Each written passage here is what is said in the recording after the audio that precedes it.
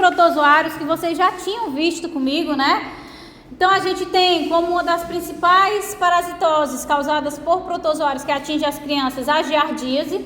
A giardia, ela tem distribuição universal, é um problema de saúde pública, né? Principalmente nos países em desenvolvimento, e é responsável por surtos de gastroenterite, né? Juntamente com o rotavírus e com o Cryptosporidium, que é outro protozoário que a gente vai ver e não viu na nossa primeira aula. Tem alta prevalência em homossexuais masculinos, né? Isso aqui não tem relação com criança, mas a gente precisa mostrar também, né, as formas de transmissão devido ao sexo anal e depois seguido do sexo oral, que a pessoa acaba se contaminando, com transmissão feco-oral. O agente etiológico é o trofozoíta da giardia e o cisto é a forma como ele permanece latente no meio ambiente por cerca de 2 meses. O cisto, como a gente viu lá na outra semana, ele é recoberto por uma película grossa de quitina e aí ele confere essa resistência às condições ambientais. Então o trofozoíta ele se adere à parede intestinal, formando praticamente um tapete na mucosa duodenal ou jejum alto, causando danos vilositários, impedindo mecanicamente o alimento de ser absorvido. Consequentemente, a gente já espera que a giardíase, né, ela também vai causar a síndrome desabsortiva. Então, se o alimento ele não tem como ter contato com as microvilosidades do intestino delgado, ele passa direto. E aí é aquele alimento que quando a gente faz, evacua, sai lá os pedacinhos de cenoura, de batata, tá? Não confundam com os alimentos celulósicos, né, que não são digeridos, milho, essas coisas que realmente sempre saem, porque a gente não tem a celulase para degradar. Mas batata, cenoura, a gente consegue degradar. Se elas estão saindo inteiras é porque a gente não está conseguindo absorver os nutrientes. Quando persiste a infecção é porque a criança está constantemente exposta às mesmas condições. Ou ela tem uma deficiência na produção de IgA, ou ela tem uma redução da acidez gástrica, isso aqui também por determinada patologia ou por defeito, né, genético. Então ela não produz HCl suficiente. Se ela não produz HCl suficiente, o cisto consegue acabar passando pelo ácido do estômago e chegar lá no intestino. Então os trofozoítas só são eliminados em fezes diarreicas, já os cistos são eliminados cerca de 14 até 300 milhões por dia, com períodos sem eliminação. É aqui que entra aquelas amostras que tem que se pedir 3 amostras de 3 dias diferentes, porque nem sempre está dentro do ciclo de produção dos ovos que vão ser eliminados, né, dos cistos que vão ser eliminados com as fezes. Então a gente precisa dessas 3 amostras para ter um padrão aí mais correto. Então eles vão ser eliminados no ambiente e são a forma infectante, né? O indivíduo ele vai ingerir os ovos, não são os trofozoítas. Se forem eliminados trofozoítas, que são eliminados, né, nas fezes diarreicas, ele quando chega no ambiente ele morre, tá? O cisto ele resiste porque ele tem essa cobertura de quitina. Então, como é o ciclo, né? Vocês já conhecem, a infecção ocorre pela ingestão de cistos em água ou alimentos contaminados, que no ácido do estômago desencistam, liberando os trofozoítos.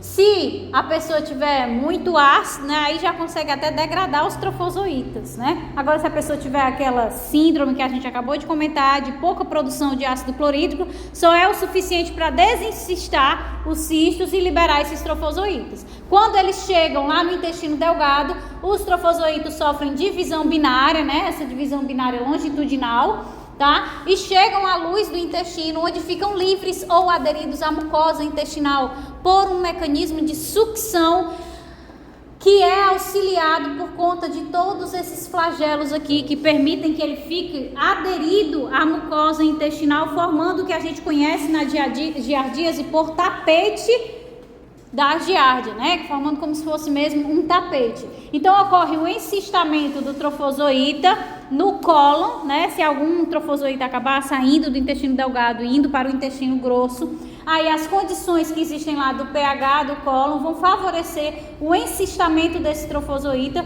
que vai ser um revestimento denso de quitina nesse trofozoíta, formando o quê? O cisto. Esse cisto pode ser então eliminado junto com as fezes, que é a forma infectante, e infectar outro indivíduo que acabe aí tendo contato com o alimento ou a água contaminada.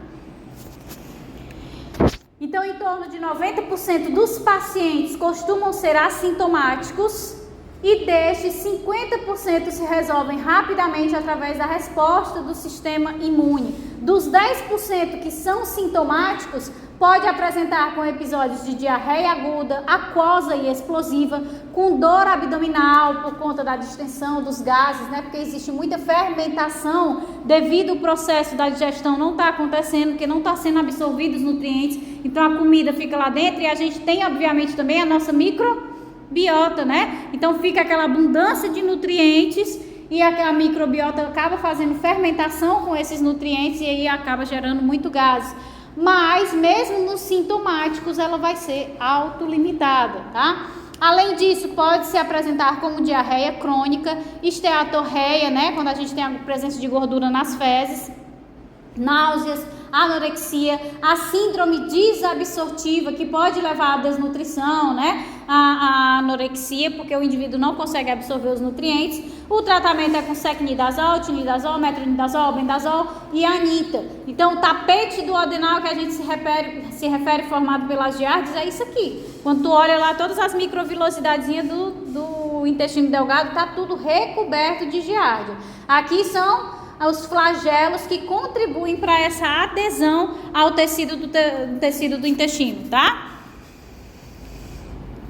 Segunda, né, parasitose causada por protozoário mais comum nas crianças é a amebíase. Então existem várias espécies de amebas, mas a mais patogênica de fato é a entamoeba histolítica, né? As demais vivem aí como comensais. A gente tem também a entamoeba coli, mas ela também pode viver aí como comensal.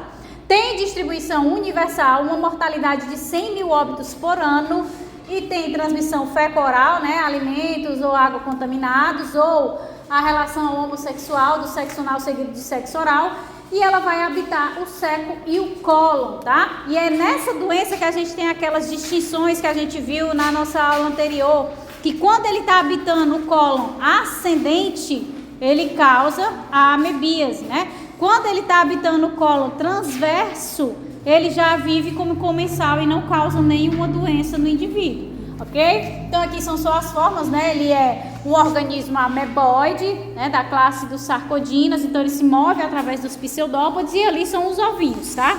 Antes de eclodir.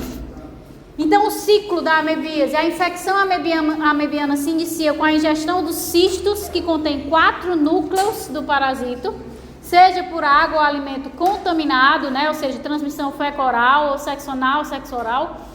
Os cistos vão resistir ao suco gástrico e vão chegar ao intestino delgado, enquanto os cistos da giardia, eles já começam a desencistar no ácido estomacal. No caso aqui da amebíase, ele vai desencistar lá no intestino delgado, especificamente no íleo, tá? Liberando o metacisto, que vai sofrer divisões e originar 8 trofozoítos, tá? Esses trofozoítos se proliferam por divisão binária, migram para o intestino grosso, onde ficam aderidos na parede da mucosa do cólon transverso. Se eles ficarem no colo transverso, eles fazem uma relação ecológica de comensalismo. Não há ganho nem perda para ninguém, não tem prejuízo para ninguém, tá? Já se eles retornam e ficam ali colonizando o cólon ascendente, ainda não tem essa explicação, porque no ascendente causa patologia e no transverso não, os trofozoítos podem se desprender da mucosa do intestino grosso, sofrer desidratação, né, e transformar-se nos cistos, tá? Pré-cistos e então cisto mononucleado, que vai sofrer sucessivas divisões nucleares até ser liberado nas fezes como um cisto tetranucleado, tá? Porque é a partir desses núcleos, né, desses 4 núcleos que a gente vai ter a divisão para originar os 8 trofozoítos, né? Quando desencista lá no intestino delgado. Então esse cisto pode ser liberado nas fezes. E dentro da doença, os trofozoítos do indivíduo podem acabar invadindo a parede intestinal, que é o que a gente conhece pela amebíase extraintestinal. E aí ele sai do seco, reto, sigmoide, formando pequenas úlceras. Por isso a gente apresenta na amebíase fezes sanguinolentas, que é o que a gente chama de disenteria, tá? E isso pode, obviamente, se eu estou perdendo sangue, acarretar na anemia.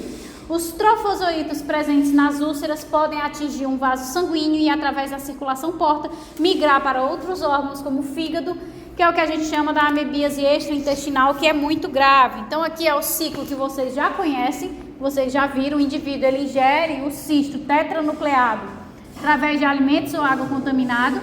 Esse cisto desencista no intestino delgado, os trofozoítos migram para o intestino grosso e quando eles ficam aqui, ó, no cólon ascendente, eles causam a patologia, a parasitose mesmo, de espólio de nutrientes, né, de não deixar o indivíduo absorver os nutrientes. Se eles sobem mais um pouquinho e ficam no colo transverso, eles vivem como comensais, não causando nenhum prejuízo. E pode acontecer quando eles estão aqui causando a patologia mais normal, vamos colocar assim, eles podem invadir a parede do intestino grosso, causando as úlceras que culminam na liberação de sangue, né? E também acabar invadindo os vasos sanguíneos. A partir do momento que eles atingirem os vasos sanguíneos, eles sobem, né? E vão poder atacar os mais variados sistemas, certo? E em determinado momento, o que vai acontecer? Esses trofozoítos que estão aqui no intestino vão se desprender da parede intestinal, vão desencistar, ou vão encistar, né? Vão formar um precisto. Esse precisto vai ter um núcleo e ele vai se dividir para formar 4 núcleos e o cisto tetranucleado é liberado juntamente com as fezes para poder tornar aí infectante e poder infectar outros indivíduos. Mesma coisa aqui que está mostrando, só que aqui não mostra a parte do comensalismo, tá? Só mostra naquele que é do CCD mesmo. Então, em 90% dos casos, né, mesma coisa da giardíase, é assintomática, e nos 10% sintomáticos a gente vai ter a forma intestinal e a forma extraintestinal. A intestinal, que é aquele que fica ali no colo ascendente, pode se apresentar como uma colite desentérica, né, disenteria, ou seja, fezes com sangue por causa da ulceração da parede do intestino grosso, e uma colite não desentérica, onde a gente não tem a formação das úlceras, fica só mesmo ali consumindo os nutrientes, então a gente não tem liberação de sangue, então é não desentérica. A desentérica vai ocorrer em 10% dos 10% sintomáticos, tá? De evolução aguda, similar a uma bacteriana, né? A pessoa vai ter uma dor abdominal intensa, febre moderada, diarreia mucossanguinolenta, cerca de 8 episódios por dia de diarreia, vai poder ter vômitos, anorexia, evolução para o óbito, né? Quando a pessoa vai perdendo, evolução para diarreia sanguinolenta, purulenta e profusa fulminante. Se ele está formando úlceras na parede do intestino grosso, ele está abrindo espaço para a entrada, né, da própria microbiota ali do intestino, habitar essas ulcerações. Então, quando ela começa a fazer um processo infeccioso nessas úlceras, pode ter eliminação de fezes, inclusive com pus, tá? Desidratação pela quantidade de vezes, né, enterorragia grave e até o óbito. Na não desentérica, que é a forma mais comum, tá? Que é só 10% que vai ser a desentérica, 90% dos 10% sintomáticos. O indivíduo tem diarreia 2 a 4 vezes por dia ou constipação intercalados, né? Por isso tem que pedir as amostras de 3 dias distintos. Às vezes com muco e sangue, flatulência, dor abdominal, cólica, náusea, vômito, distensão. E podem acabar havendo complicações como a perfuração do intestino, peritonite, estenose, ameboma, que é quando a gente tem a formação de uma massa dolorosa gerada pelo processo inflamatório, quando vai formando essas ulcerações. E aí, ameboma, pela nomenclatura, vocês já sabem, né? É uma neoplasia do tipo benigno. Muito bem. Então, vai formar esse ameboma, que é o conjunto de amebas, junto com o processo inflamatório, o edema acaba obstruindo. E a extraintestinal, tá, que é mais rara ainda dentro dos sintomáticos, consiste basicamente na hepatite amebiana aguda e necrose liquefativa, é a mesma coisa de colicoativa, tá? Que culminam com o abscesso amebiano, que vai dar a tríade de dor, hepatomegalia e febre, porque na hora que ela atinge a corrente sanguínea, a extraintestinal, o principal canto que ela vai atuar primeiro é no fígado, como tem lá a figura, né? Do fígado é que ela vai partindo para os outros sistemas. Então, o fígado é o mais afetado pela amebíase extraintestinal.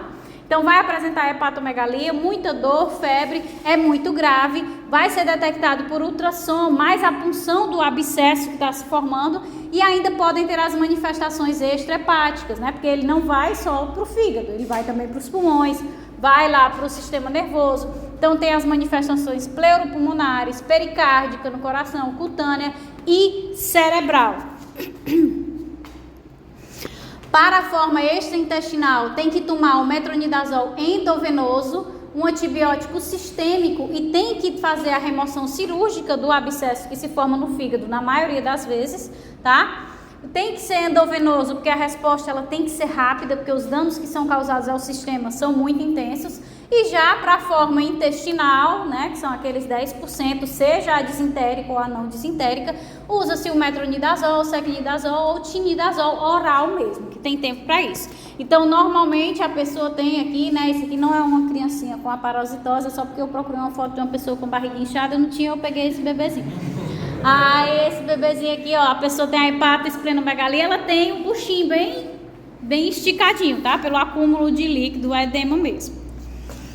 E essas duas parasitoses causadas por protozoários, nós não vimos lá na nossa primeira aula, tá? Que é a causada pelo Cystoisosporobelli e a outra é o Cryptosporidium, certo? Essa doença ela foi descrita a partir dos estudos dos pacientes com AIDS, porque neles ele tem ampla ocorrência, tá? Também existe, obviamente, em pessoas imunocompetentes, mas ela é bem rara e autolimitada.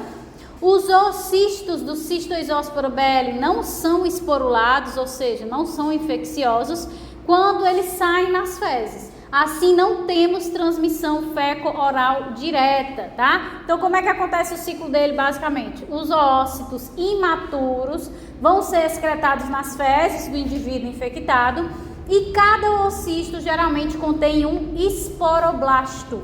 No ambiente, o esporoblasto divide-se em dois e secreta uma parede de cisto, formando-se 2 esporocistos, que vão se dividir e produzir 8 esporozoídos, os dois, tá? Então, os oocistos vão ser ingeridos agora, já é como se a gente estivesse aqui nessa fase imatura, eles não são embrionados, vamos assim dizer. E nessa fase aqui, eles já estão embrionados, porque eles já estão com os esporozoídos, certo? Então, esses oocistos vão ser ingeridos pelo alimento ou pela água contaminada, e os esporocistos são liberados, liberando os esporozoítos para invadirem as células epiteliais, né, da mucosa. Então, dentro das células, eles vão se multiplicar sexuadamente, depois vão desenvolver gametócitos masculinos e femininos, que vão se fundir, né, para fazer um embrião, e aí vai resultar em oocistos imaturos que são eliminados nas fezes, tá? Então, assim que é eliminado nas fezes, ele não é infeccioso, ele precisa passar por esse processo de transição no ambiente de um oocisto imaturo se converter em um oocisto contendo 8 esporozoítos, tá? Então, apresenta-se com diarreia aquosa, acompanhada de cólicas abdominais e náusea nos imunocomprometidos, né? Aqueles que têm a infecção pelo HIV, crianças desnutridas, anêmicas ou com outras parasitoses. Então, aqui é o ciclo, né? O indivíduo ingere o ovo maduro com 8 esporozoítos. Como é que isso vai acontecer? Tá aqui o oocisto, ó. Ele tem, quando ele é eliminado nas fezes, ele é eliminado dessa forma, tá bom? Então, quando ele chega no ambiente, esse esporoblasto, ele vai se dividir em 2 esporoblastos. Depois, esses 2 esporoblastos, eles vão, cada um, conter 4 esporozoítos, certo? Então, quando chega no indivíduo, cada um, ó, vai ter 4 esporozoítos. Então, o que o indivíduo vai consumir é o oocisto, que contém 2 esporoblastos e cada esporoblasto contém 4 esporozoítos. Deu para visualizar?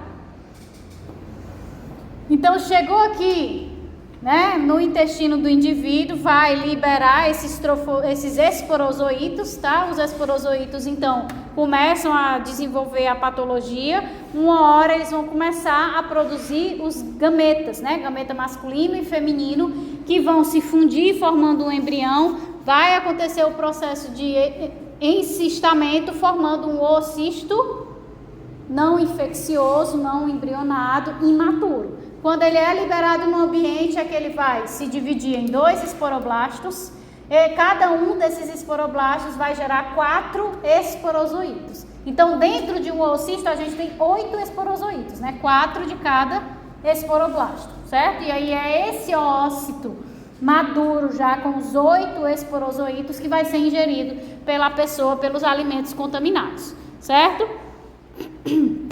O Cryptosporidium é basicamente a mesma coisa, certo? Ocorre principalmente também em pacientes imunodeprimidos, diabéticos e renais. Os casos que ocorrem em imunocompetentes acometem crianças frequentadoras de creches. Não vai ser detectado nos exames normais de coloração, né? Então, quando o médico desconfia que a criança está infectada por Cryptosporidium, ele precisa pedir uma coloração específica na solicitação dos exames. O exame de fezes normal não vai conseguir detectar a coloração normal. E além das crianças frequentadoras de creche, também é comum acontecer em indivíduos que viajam para locais endêmicos através de água e alimentos contaminados ou via fecal-oral.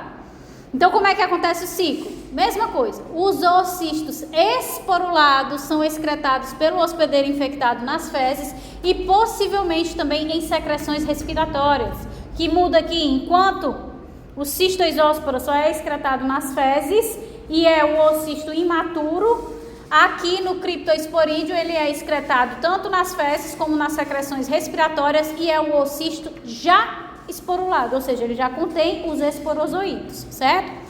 Então, os oocistos são ingeridos ou inalados, liberando os esporozoítos que vão parasitar as células epiteliais do trato gastrointestinal quando ingerido, ou vão parasitar as células de outros tecidos do sistema respiratório quando ingerido, certo? Eita, engasguei com a saliva. Nessas células, os parasitas se transformam em trofozoítos e se multiplicam de forma assexuada e depois de forma sexuada, produzindo, os gametas masculino e feminino, que vão aí formar o embrião e produzir os oocistos imaturos. E aí, o que é que acontece de diferente do Cryptosporidium para o cistoisóspora?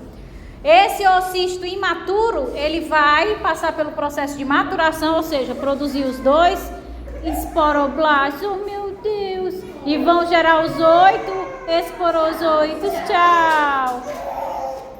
E esse tablet não é dela, não? Não vai embora não. Ah, sim. Você dá uma rotação de uma água do quê? Não, foi engasgo mesmo, não foi nem a garganta seca, não.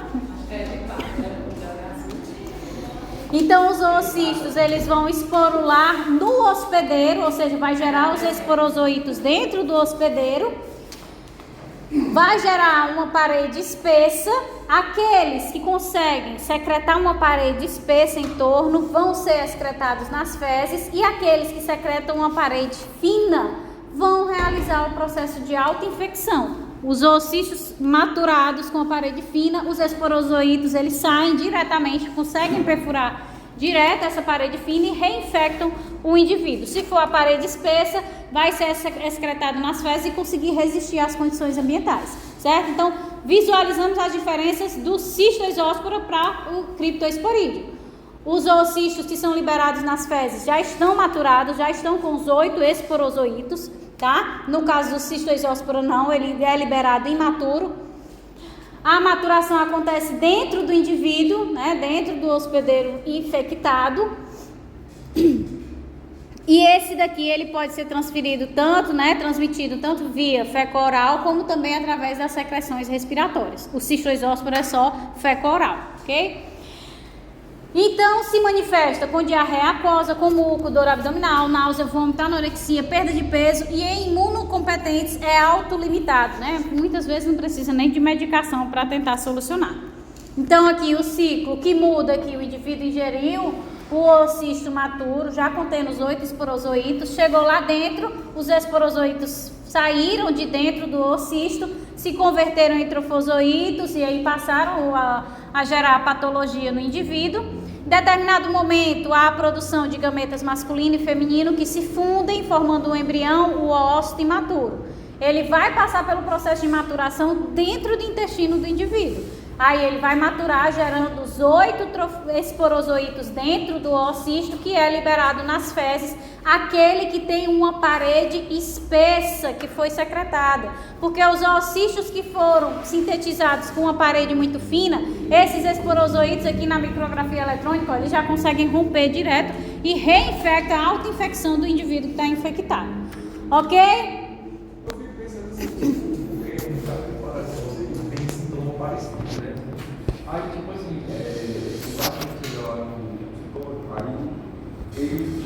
às vezes muito diferente. Só por exame de fezes não vai sair muito bem, vai sair por semana, assim, que aí tem que tratar delicadamente. Serve para quase tudo, mas ele sem saber qual ele já ataca logo o remédio para tentar diminuir, né, os danos que vai causar a pessoa. Então ali é a coloração que eu mencionei, né, que no caso do Cryptosporidium a gente precisa de uma coloração específica para conseguir detectar. Então essa coloração aqui é um corte da lâmina mostrando a coloração dele, mas de forma geral é assim. Então a gente vai partir para as gastroenterites agora, acho que a gente vai terminar já, viu? Já é bem rapidinho. Então, gastroenterite viral, a maior parte da gastroenterite viral ela é causada pelo norovírus, o astrovírus, o adenovírus enteral e o rotavírus. No caso, né, o de maior incidência é o rotavírus, que diminuiu bastante a gravidade com a vacina, né, aquela vacina que é as gotinhas, são várias cepazinhas do rotavírus. Então, diminuiu os agravos causados pela gastroenterite causada pelo rotavírus por conta da vacina, mas ela continua sendo uma bem forte, né, que debilita mesmo os pacientes. Então, podem infectar pessoas de todas as idades, mas geralmente atinge lactentes e crianças pequenas. A transmissão é por via fecal-oral ou gotículas respiratórias. Os vírus, eles vão infectar os enterócitos do epitélio viloso do intestino delgado, né, nas microvilosidades. O resultado vai ser o quê? A transsudação de líquidos e eletrólitos no lumen intestinal, né, o processo inflamatório, e vai exudando para a formação de edema, só que está exudando dentro da luz do intestino. Então a pessoa está perdendo água e eletrólitos nesse processo de exudação. Às vezes, né, por conta das diarreias e do processo inflamatório, os carboidratos não são absorvidos, resultantes, né, da má absorção do intestino afetado. Subsequentemente pioram os sintomas, causando diarreia osmótica. Então, por mais que ele esteja transudando, formando o acúmulo de líquido lá pelo processo inflamatório da contaminação pelo vírus, como a digestão é completamente prejudicada por esse processo inflamatório que está afetando os enterócitos do intestino delgado, então os carboidratos eles não são absorvidos. Vocês sabem o que? Se eu tenho uma concentração, por que eu tenho que pegar a glicose e converter ela em glicogênio? Porque se ela ficar no sangue direto, ela vai alterar o potencial osmótico do sangue, né? A osmolaridade. Então, se eu tenho uma concentração elevadíssima de carboidratos no meu intestino, eu vou puxar muito mais água, além do que já está saindo pela exudação. Então, com essa saída de água muito intensa, acaba causando uma diarreia osmótica, né? Porque o indivíduo ele quer se livrar daquela elevada concentração de carboidratos dentro do intestino. Então, a diarreia ela vai ser aquosa, a diarreia ela é inflamatória, né? Pode ter a presença de sangue, porque o vírus está lá atuando nos enterócitos e pode haver o rompimento de vasos, com perda fecal de leucócitos e eritrócitos ou mesmo sangue vivo, mas vai ser mais incomum. As virais, elas vão ser mais autolimitadas, né, que a gente consegue combater sem tomar nenhuma medicação. Agora, as gastroenterites bacterianas, elas já vão ser mais pesadas, tá? As bactérias mais comumente envolvidas são a Campylobacter, Clostridioides difficile, Escherichia coli, Salmonella, Shigella, Staphylococcus. É menos comum que a viral, tá? E ocorrem por vários mecanismos. Quando ela entra dentro do corpo, como é que ela vai causar os danos no indivíduo? Por que ela é tão mais intensa? Primeiro, enterotoxinas. Quando a bactéria entra dentro do organismo, ela vai dificultar a absorção intestinal e provocar a secreção de água e eletrólitos pelo estímulo da enzima adenililciclase, resultando em diarreia aquosa, que a gente acabou de ver lá para a gastroenterite viral, que ela pode causar pelo processo inflamatório o acúmulo de carboidratos. Esse acúmulo de carboidratos da má absorção é que faz com que puxe água.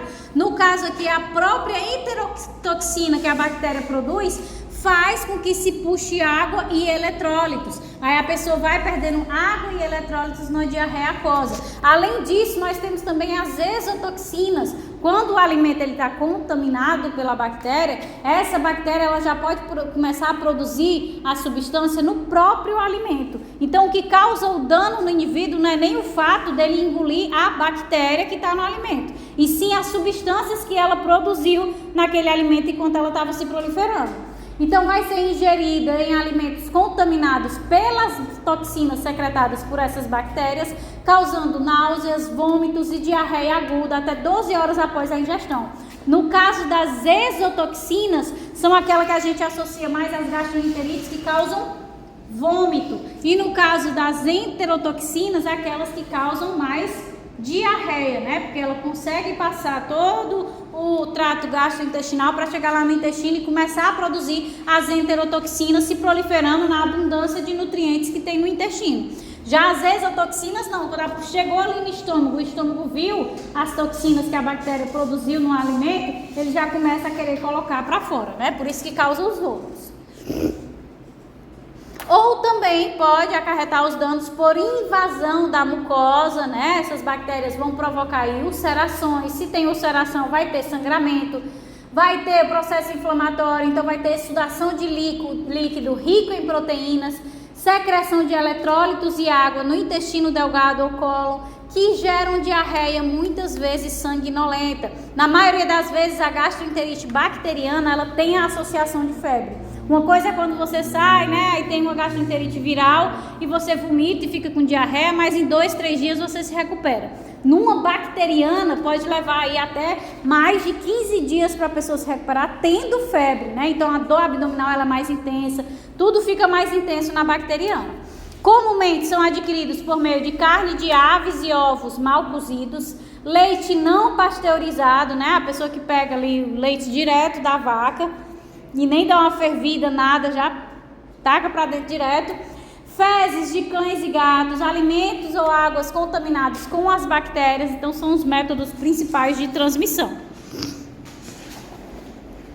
Quais os sintomas das gastroenterites, né? Em geral, o início é súbito, com anorexia, náuseas, vômitos, cólicas abdominais, diarreia, com ou sem sangue ou muco, mal-estar, dor muscular, febre também pode ocorrer, principalmente nas bacterianas. O abdômen pode estar distendido ou moderadamente sensível. Sons intestinais hiperativos estão presentes na ausculta, mesmo quando não há diarreia. Então, quando a pessoa vai lá vomitando, o médico ele tem que fazer a ausculta do abdômen para ver se a pessoa está tendo muitos barulhos. Significa que o peristaltismo está muito acentuado, então é sinal de que há uma infecção. Vômitos persistentes e diarreia podem causar depressão de líquidos. Obviamente, se eu estou perdendo líquido, eu estou tendo uma perda da volemia, né, do sangue, isso vai causar uma hipotensão. Se o indivíduo está com hipotensão, ele começa a ter ataque cardíaco, né? Ataque cardíaco, porque o miocárdio começa a contrair mais intensamente para tentar recuperar essa pressão.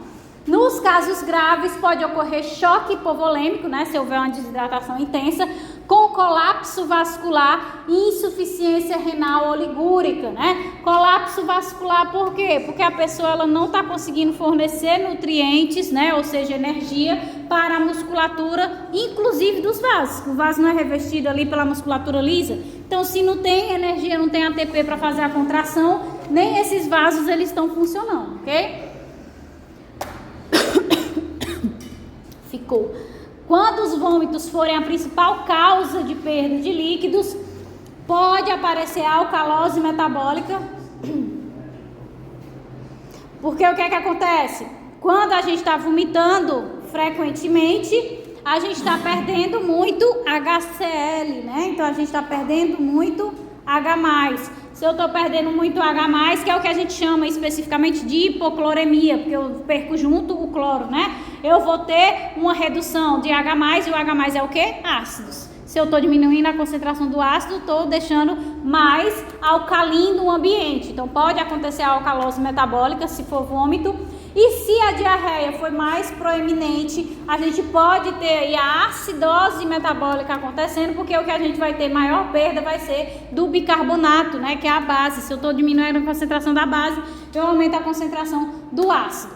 Então, tanto os vômitos quanto a diarreia podem provocar hipopotassemia, né, que é a queda do potássio. Hiponatremia, que é a queda do sódio, pode se desenvolver, em particular se líquidos hipotônicos forem usados como tratamento de reposição. Então, quando a gente vê, né, aquelas, o que está aqui, ó, do tratamento dessas gastroenterites, antigamente, né, se o indivíduo tinha uma gastroenterite, se dizia, tome uma Coca-Cola, que era para tentar restabelecer os eletrólitos e tudo mais, né? Então o médico passava Coca-Cola para a criança, né? Então hoje totalmente não recomendado, né? Então a reidratação oral é o recomendado, com soluções orais com glicose, eletrólitos, caldo ou canja, que vai poder ajudar a prevenir ou mesmo tratar os casos de desidratação leve. Os líquidos devem ter aspectos isotônicos, mas na Coca-Cola não é o ideal, não é porque ela tem uma concentração de sódio lá em cima que ela vai ser boa, porque a gente tem que ter o equilíbrio para atenuar a gravidade de qualquer lesão renal que possa ter acontecido no período de hipotensão e tudo mais. Será que isso tem alguma coisa a ver? Porque quando O quê? eu entrava aqui, né, tipo, ela vomitava muito, e a única coisa que ela conseguia tomar assim, vomitar era Coca-Cola. Não, mas assim, não vou omitir para vocês não se recomenda, não tá, mas quando eu tenho alguma coisa desse tipo, o que eu tomo é a Coca-Cola, porque a concentração de açúcar é lá em cima, ele te nutre sem você botar uma comida pesada pra dentro, porque nem sempre você quer ficar só no suquinho, né, e tal, você quer um negócio assim mais legal, aí eu tomo uma Coca-Colazinha, tá entendendo? Mas a Coca-Cola, não, mas é porque a gente sabe também que o sódio ele ajuda a reter mais, né? Então, como ele tem uma concentração muito alta de sódio, podia ajudar ela a conseguir deixar alguma coisa no estômago, mas antigamente era recomendado, tá vomitando por todo mundo. Eu estou falando de água de coco. Ela de água de coco vai piorar. Água de coco. Minha mãe disse que a única coisa que ela não vomitava era Coca-Cola e água de coco. Só que a água de coco ela vomitava. Pois é, uma água de coco ainda é recomendada ainda, porque ele tem uma concentração dos eletrólitos bem equilibrada. Então, toda vez que eu vou na consulta aí com os meninos vomitando, água de coco ainda é passado aí. A única coisa errada, ó, eu me lembro que assim que a gente se mudou, a gente pegou uma infecção pesada aqui, né? Aí eu levei Matheus morrendo de vomitar, aí o animal do Maravilha, do médico que trabalha aí, disse, ele mama ainda, ele assim, mama, ele só tá mamando, ele não tá comendo nada, porque ele tá vomitando, mas ele mama e vomita, mas alguma coisa deve ficar, né? Ele, pois não dê mais não, porque o leite é muito pesado. Eu não, meu senhor, o senhor se formou aonde? Pelo amor de Deus. Ele dizia que eu não amamentasse o menino vomitando, o menino só tava mamando e ele queria que eu não desse, porque o leite era muito pesado no estômago. Eu, meu senhor, não, o senhor tá de brincadeira, é um senhor, um velhinho que tem. Foi na Unicu que ele se formou. Só pode mesmo.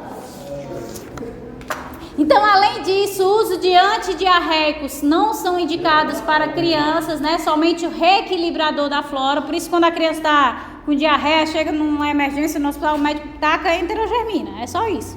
É a enterogermina ou floratil para reequilibrar a flora, né? A gente não usa antidiarreico em criança. Antibióticos, na maioria das vezes, eles não são passados somente em casos específicos, e a gente sabe que o quê? O antibiótico, ele prolonga a diarreia, né? Porque ele remove toda a flora intestinal. Obviamente, repouso, a amamentação em lactentes, né? O oposto do que o cara passou. E reposição volêmica intravenosa, né? Tomar o sorinho lá com glicose e com os eletrólitos para ajudar a criança a se restabelecer. Quando o paciente tolera bem os líquidos, a alimentação deve ser gradualmente recomeçada. Em alguns pacientes, a gente pode ter o desenvolvimento, inclusive, da intolerância temporária à lactose. Quando a gente tem, né, esse período de diarreia intensa, a gente tem muitas vezes um período de intolerância à lactose. Por isso que o povo diz, ó, a criança, quando ele começar a se recuperar, não dê um leite, não, um iogurte, queijo, não, porque é muito pesado, porque provavelmente ele não está com a concentração de lactase lá em cima para conseguir degradar isso. Então vai causar dor, né, gases e tudo mais. E, obviamente, medicamentos que aliviem os sintomas. Outro medicamento que é muito recomendado quando a gente tem uma gastroenterite é o zinco. Porque o zinco, né, tem gente que acha que tomar a vitamina C vai fazer a pessoa prevenir doenças. E se não tiver o vitamina C mais o zinco, não adianta de pinóia nenhuma. Tem que ter o zinco, porque o zinco é que tem esse papel protetor mesmo de estimular o sistema imune a responder. Então a gente toma um reforço de zinco, porque obviamente na diarreia e no vômito a gente perdeu muito, né? Então nosso sistema imune ele fica abalado, então você repõe o zinco para conseguir combater essas gastroenterites, que na maioria das pessoas ela vai ser autolimitada, em alguns dias se resolve, ok? Então, quais são as principais medidas preventivas das doenças diarreicas? Lavar as mãos antes do consumo de alimentos, após o uso do banheiro, deixar as verduras de molho em solução de hipoclorito de sódio, né? Água sanitária, botar lá a colherzinha, lavar frutas e verduras antes do consumo, cuidado ao consumir carnes mal cozidas, manter as unhas curtas e limpas, promover uma boa nutrição, saneamento básico, manter os animais domésticos vacinados e aqui especificamente para o caso do oxiurus, né, não compartilhar roupas íntimas, né, porque pode ter essa contaminação cruzada. Então aqui de tarde a gente já começa a anemia ferropriva, combinado?